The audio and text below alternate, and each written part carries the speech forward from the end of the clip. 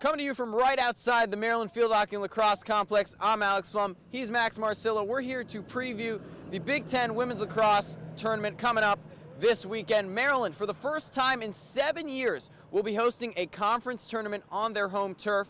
And Kathy Reese is pretty excited about that. It's nice to be home in your own house, in your own bed, doing things the way that we do them. It's tournament time is exciting and everyone is really fired up and looking forward to play. But to be able to host here at the Field Hockey Lacrosse Complex in front of our fans is something that's really special. So Max, third consecutive undefeated regular season for this team, and if you look at the success they've had, it all starts between the pipes with sophomore Megan Taylor. She's been incredible.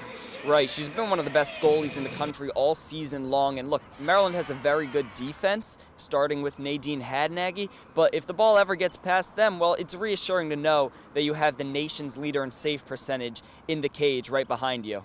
And you bring up Hadnagy along with Taylor. You look at Zoe Stukenberg, Megan Whittle as well on the attack and midfield. The four of those players are all nominated for the Tewaaraton Award. How huge is that for a program, and how much have they contributed? Well, look, obviously, those four players, that's the most for any team on the watch list. And it just says so much about the program. Maryland's had winners of the Tewaaraton Award come through. But what makes this group special is that they're all different. They all play a different position. They all play a different role. That's what Coach Reese said earlier this week.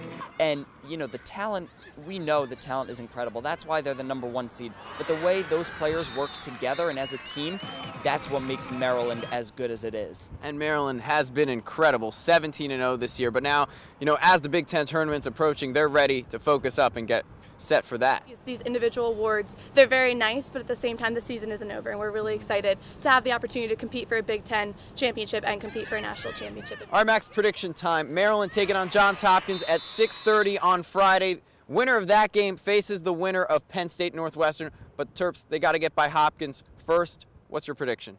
Well, I think Maryland can get by Hopkins. They did earlier in the year. Maryland won 17-4, and Megan Taylor also wasn't even in net for that game. So I think that'll give the Terps an extra boost. They're ready for postseason play. I think Maryland wins the Johns Hopkins game. I do think Maryland ultimately ends up playing Penn State, and that's been the team who's given Maryland the biggest challenge so far this year. Maryland only won by 2 up in Pennsylvania, but I still think the Terps are the best team in the Big Ten and in the country. I'm going to have the Terps coming away with this one.